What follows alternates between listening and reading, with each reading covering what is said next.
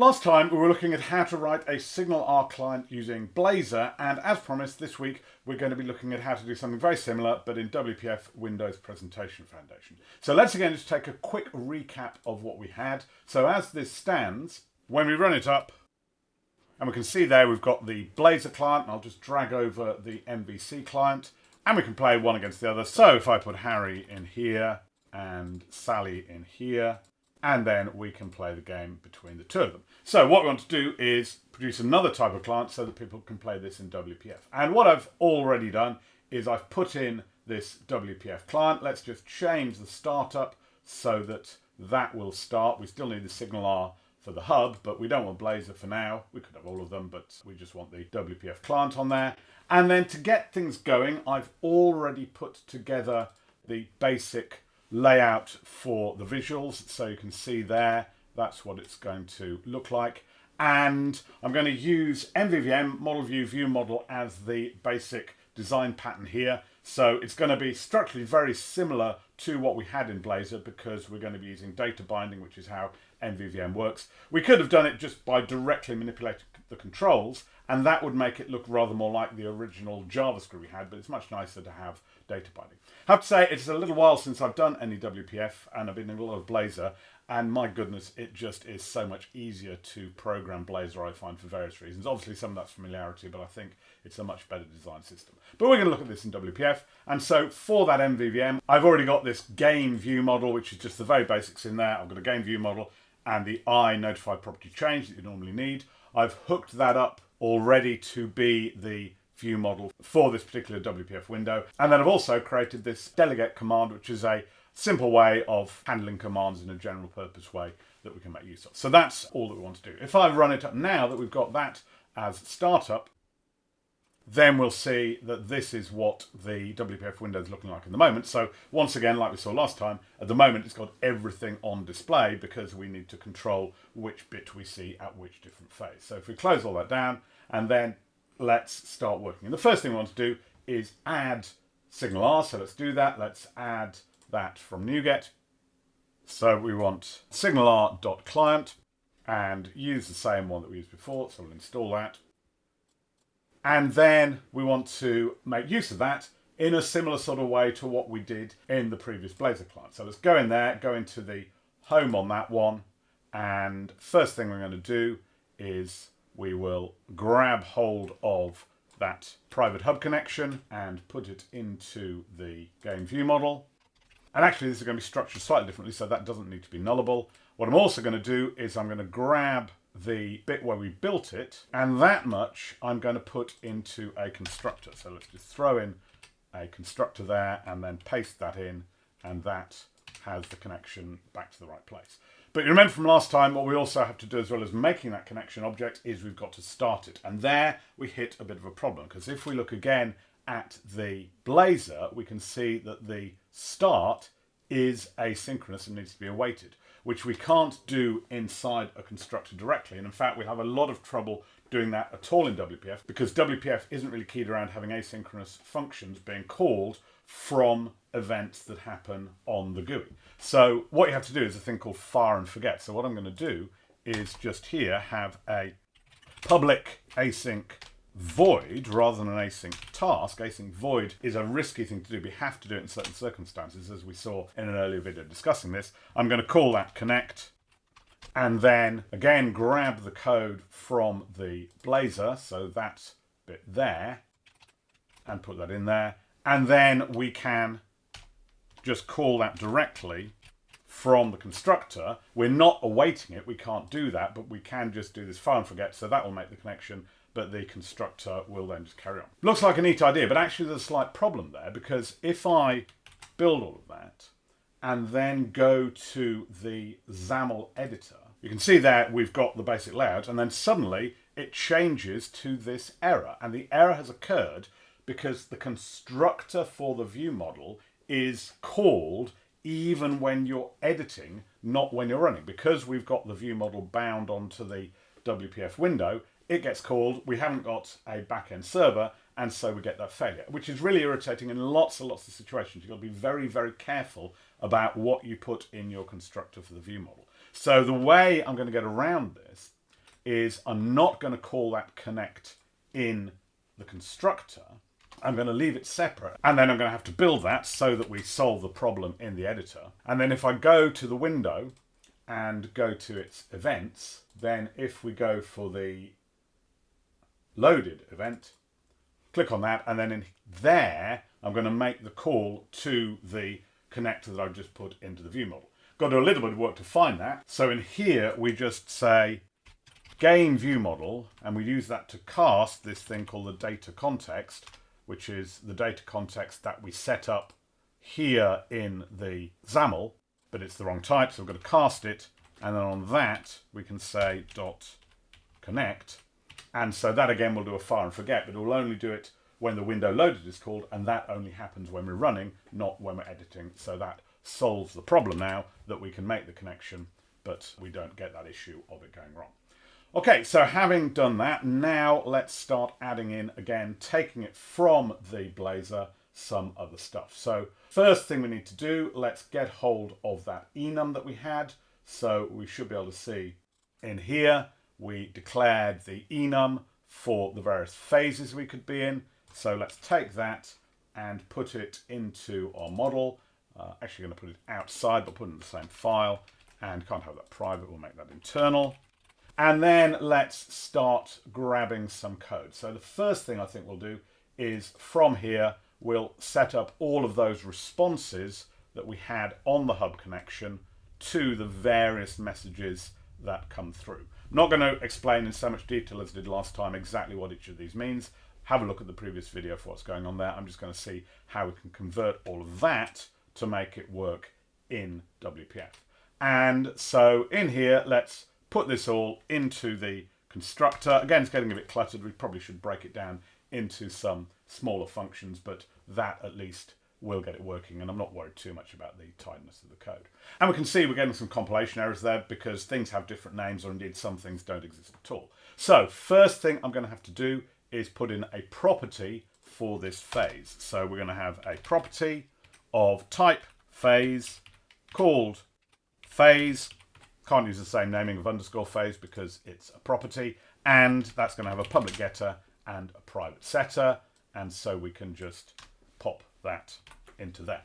Now in the Blazor we had to have this state has changed to keep the GUI in track with the data we had. We have to do a similar thing in WPF. Actually, you have to do it rather more frequently than you do in Blazor, but what we do, we use that property changed event handler to signal to the GUI that a particular property has changed. And so what I'm going to do here is say property changed, !.invoke, remember it could be null, and then that takes the normal parameters from event, so this as the sender, and then we've got to have this new property change event args, and it's worked out for us because we've changed the phase, we changed that to phase there. Another way to see this done, you could actually have a manually implemented property there, and as part of the set that you write, then always call this property change in there. But I find that really makes your properties get overcomplicated because you've got to have the backing variable and everything in there. It's just much easier to do it this way, I find. So that's what we've done on that one. Not bound that yet. We'll come to that later on. Let's work through all of these.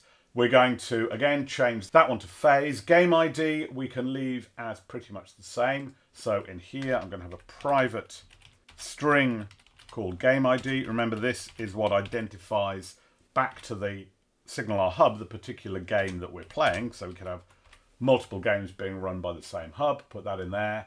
Opponent name, I'm going to do that one as a property again. So in here, I'm going to have a prop string opponent name. Again, initialize that to blank, just like we did in the Blazor. And again, just have to change that because of the naming convention. And then you can also see we've got a player name, so we're going to need to put that one in there as well. That's going to be very similar to opponent name. So let's just duplicate that and change that to player. And then change that down there. And then once again, we don't do the state has changed. We've got to do this property change, but you've got to do it for each one of the individual properties that has changed. So in Blazor, we just say something's changed and it works it all out, which is probably a little bit inefficient, but here we can just say property changed and we can see the phase has changed. Game ID isn't a property, it's not going to be bound to the GUI, but we do have to put one in for opponent name as well. So we'll put that in there. So that's our game started, all sorted out. Next one we've got to do is the pending, and you can see here, player name we've already done, so let's put that in there. But remember we had these two different bits of the message. As we can see, we're only using one of them there, but let's put those in as well. So we'll do one of those as message 1 and another one as message 2, and just change those. And in that case, once again, pretty simple. We just need to do two of those, one for message 1 and another one for message 2. So going through this in a very mechanical way, rather than kind of thinking about what I'm doing, we can just see it's quite an easy process to convert the equivalent Blazor into what's working with the WPF. And the concepts are pretty much the same. Moving on, the drawn, well, we know we just want to change those two to message 1 and message 2. And then we've got a couple of other things we're interested in. The scores, so that's the hub reporting the scores, and the selection, you'll remember, is what we selected when we went for rock, paper, scissors, that it remembers while the other players haven't go. So we'll add in properties for both of those as well. So in here, we're going to have a selection, and we're going to have a scores. And once again, just make the changes there. In this case, though, we're going to have 4 property changed invokes because we've changed 4 properties. So let's get rid of the state as changed there. And we've got message 1 and message 2. Then we've got scores. And then we've got selection. Almost there now. We've only got one more of these to deal with, which was the 1. And once again, we've got the 2 messages to deal with. We've got the player name to deal with. We've got the scores, we've got the selection, and that's going to be the same 4 that we need to do the invoke on that we had there. Again, it's a trade-off. We could have written these properties that they automatically did that, but it's a lot of coding for the properties. I prefer it this way, but I'm not going to object to anyone doing it the other way as well. But that's got our ons from the hub connection, so we're responding to each of the messages that we get back from it. The other couple of things we're going to take from the Blazor, going the other way, we're going to have the 2 methods, which are going to be our register and our throw hand when we actually make the move. So we'll copy those and then paste them in here. So these are now going to be separate methods in here. Now, one slight difference, as I mentioned, when you're dealing with WPF, you can't really have asynchronous event handlers. You can have async void, but it's going to be fire and forget rather than proper async like we have in Blazor, but that's what we're going to do. Here, we don't need to check the hub connection because we created it in the constructor, so we know it's always going to be okay. And actually, we probably should have, just to avoid the warnings, that could in fact have been a read-only hub connection. And so back down here, we can call that, and then the only difference there is the player name is a property, so it has a capital P. And then similar thing here, we don't need to check the hub connection, so that's a bit simpler. And then selection has a capital S, game ID is the same, player name, capital P. And so that, let's give it a quick build, is really all of the logic that we had in the Blazor component. We've now got that in our view model, but what we've got to do is now do the binding, and that's where things get a little bit different. So let's work our way through that. And I think the first thing we want to do the binding on is going to be this phase. So remember, we've got the 3 phases, and if you look at the XAML here, then we can see that we've got 3 stack panels. So the first one is the welcome, then we've got the waiting, and then we've got the playing, which are our 3 phases. Now, getting that to actually work is a bit tricky. It's a bit more tricky in WPF than it was in Blazor. So what we want to do is take the visibility on that stack panel for the welcome, and we want to set that based on the phase. So there's our visibility, and you can see the options are collapsed or hidden or visible. We don't worry about hidden because that would just make it disappear but leave the space. We want to collapse so it disappears completely. But we want to bind that onto our phase. So we say binding phase, but then we hit the problem that phase is the enum. that we have as welcome or waiting or playing, and visibility wants to be either collapsed or visible. Now, if this were Blazor, it would be really simple. You could just fire in a little bit of C# there to do the conversion between the two. But in XAML, you don't get the option of embedding C# into your XAML. XAML is purely there for markup, and therefore we have to do rather more, and we've got to introduce the idea of a value converter. So what we do is, into the code, I'm going to add a class, and I'm going to call this phase converter, and then I'm going to implement the interface value converter. And if we just put in the methods from that one, then we can see it's got a couple of these, a convert and a convert back. That's if you're using two-way binding. In our case, we're only going to use one-way binding. We're never going to be changing the phase from the GUI, so we can just leave the convert back as not implemented. And then in the convert, you've got a number of parameters in here, but the two we're interested in are the value, that's going to be the current value of the phase, and then parameter, which is the value, as I'll see in a moment, we're trying to match against. So what we want to do is something like this. We want to say return, and then that value is going to be the enum, so we need to turn that into a string. So we say value.toString, and then we compare that with parameter. Well, parameter actually is a string, so we could cast it, but toString works just as well. And then here we're going to say, if that's true, then we want this to be visible. Otherwise, we want it to be collapsed. And we'll do a quick build of that because the editor won't update properly until things are built. We need then to tell the editor about this thing. So what I'm going to do here is we have to put in this window.resources section. And then in there, I'm going to say local. Now, local is simply a namespace that was defined for me that just takes me to the main namespace we've got here. So that's where all our code is. And then in there, I'm going to have my phase converter. And then I have to put in a key so that that can be referenced elsewhere in the XAML. And typically, you just call it exactly the same thing. So we'll put phase converter in there. And so that should be happy. So it's a lot of faff compared to what you do in Blazor to make this work. But having done that, we can then, on this phase, we say comma converter equals, and then we have to say static resource, and then the phase converter we just put in there. So that's a bit fiddly. And then beyond that, remember we were providing in the converter this additional parameter. And so what we do is we say converter parameter, and in this case, we want to make that equal welcome. And then we take all of that and we can paste it into the other panels. So that one, remember, is the one that's waiting. And this one is the one for playing. And you can see when we do that already in the editor, it's just giving us the welcome because that by default is what we're getting here because that's the first item in the enum.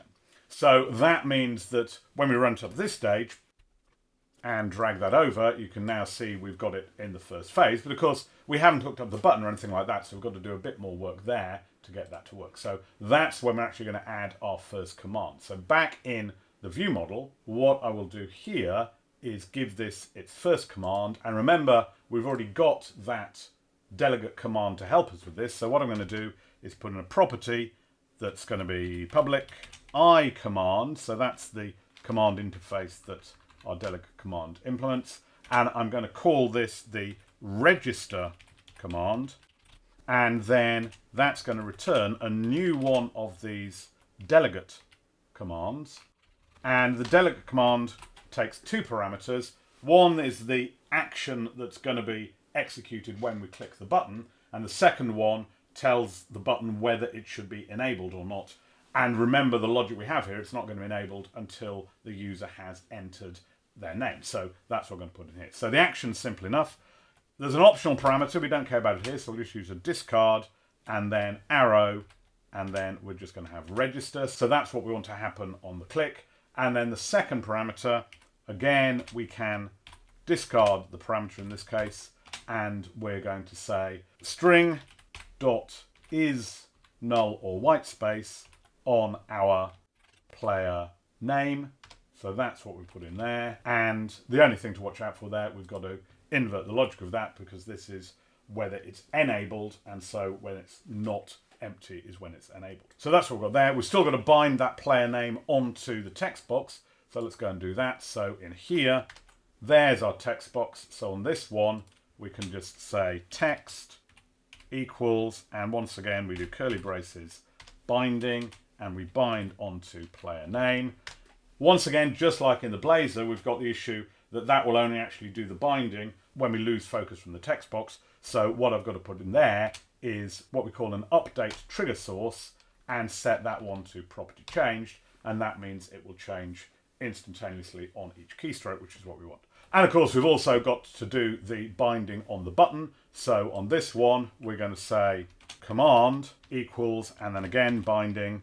And in this case, we just bind it to that register command. And so that means the button should now behave correctly. And so we'll run that up. And we can see immediately that button's disabled. If I start typing, it becomes enabled. If I click it, then we've moved on to the next phase, waiting for another player to connect. If I also over here enter Sally, then we can see it moves on to the next phase because we already set up all of those responses to the messages from the hub. So now we've just got to get the playing working correctly, and that basically means we've got to simply set up the buttons there because the responses, remember, we've already done. So those are going to be buttons. That's going to be another one of these commands. So what we've got back in the game model under here, let's do another public I command. And this one we're going to call the throw command. Remember, throwing is just the technical term for making a selection. And again, we're going to have a new delegate command. And in this case, we are going to use the parameter because we're going to have the one throw command for all three buttons. So the parameter is going to be the selection. So we'll call that selection. And then we can in here just say throw hand, which is the name of the method we had. Remember, that is the thing that takes the selection. So put that in there. So that is going to be passed in as the selection we've got down here. One slight little problem, all of these commands deal with objects, nullable objects in fact. So we want to convert this to a string. Various ways we could do it, but personally I prefer to do it with a question mark dot toString. So that will convert it to the string. But then just to deal with the nullability, we'll just put blank string there. So that will work for that. And in this case, I'm not going to worry about disabling it. So that's all we're going to have. It will always be enabled. It just defaults to having that in our delegate command. If you look in there, you can see that when that's set to null, it just always returns true. So that's what's happening in there. So that's our delegate command for throw. Now all we have to do is hook that up in the XAML. So back in the XAML over here, there we can see our three buttons. And so what we're going to do, again, I'm going to use Alt and then do a multi-line select. And all I need to do is say command equals, and then we're going to do this binding, and then the throw command that I just put together should do for that. But remember that throw command takes a parameter, and so the way we have to do that, we say command parameter equals, and then I'm going to initially make them all rock, but then just change that one to paper and that one to scissors. So that's going to be the command that comes in over here as that selection that we've got in there. So now if we run it up, we can see that we can put Harry in here and Sally in here, and then we can make a selection. So if I say click scissors here, you can see at the moment we've not got the message coming through, even though the button is going to work, and you can see it's gone there and scissors beats paper. So next thing we've got to do is get those messages working, because remember we have some further properties that we put in there. Basically we've got opponent name and then the two messages and the selection and the scores, all of which need to be bound onto the XAML. So what we'll do here, well, the opponent name we've got a label for here, and so we need to again do the bind on that. So we have content, and then we could have a binding, and then you might think we could just bind onto the opponent name, but all that would do is display the opponent name. And once again, unlike what we have in Blazor, you can't mix together very easily some static text, which is what we want, and some dynamic text. So actually, I'm going to have to go back to my game view model, and I'm going to add another property in here, which is going to be a string, and this is going to be called opponent message. And it's here that I'm going to have to merge together my static text with my opponent name. So what we're going to put in here is you are playing against, and then we'll put in opponent name. And then that's what we can bind onto here, that opponent message, so it merges together the extra information. Then we need to also bind onto these three labels, and these are the ones that we have for the messages and the score. So on here, I'm going to say content equals, and then once again binding message 1, and then just change that to message 2 and scores. And that now should be enough to get those working. One other thing I'll have to do there as well, though, is now that we've got this new property, that means whenever the opponent name changes, the opponent message also has to change. So there you see we've got that. And in fact, we're not binding onto opponent name, so we can just put opponent message straight in there. And so when we run that up, drag it over, we'll have Harry in here, we'll have Sally in here. When we click enter, you can see you're playing against Sally, you're playing against Harry. If I do something like rock here, you can see your opponent is chosen. If I do paper here, then we get the result. So almost everything is working now, except for one last feature that on the original one, the MVC, when I press scissors, we're getting that in a highlighted color, just so we can remember which it was. But at the moment, we're not getting that highlighted. I've done the selection on that, but I now need to do that little bit more. So remember, we had this selection that we stored whenever we did the throw hand. We've got to use that now to display the appropriate background color. But again, it's not as easy as it would be in Blazor, because we can't just put a fragment of C# into the markup to convert between this string, which is going to be rock, paper, scissors, and a background color. So we've got to put in here another one of these value converters. So we'll do another add class. This one we're going to call the background color converter. Again, we're going to implement value converter. Again, we don't need to worry about the convert back because it's only one-way binding. And so what we're going to put in here, again, we're going to do a comparison. So we're going to compare value.toString, and that we're going to see is either going to be rock, paper, or scissors. And then again, we're going to compare that with the parameter.toString. And if they're the same, we want the highlights. So we're going to return antique white, which is the color that we were using for the highlight. Otherwise, the default color that we had here, I don't know, is Gainsborough. And so that should do all of that. So that will convert our rock, paper, scissors to the appropriate color. And then back in the XAML, I've got to register that again. So do another local. This time I want to do the background color converter, put in a key, and then copy over the background color converter into there. And then I've got to make use of that. So down here on those buttons, I'm going to say background. So that's how we set the background color, equals, and then we're going to say binding onto the selection. But then we've got to convert that. So that's where we're going to say converter equals, and then we have to do the static resource. And then we can have our background color converter.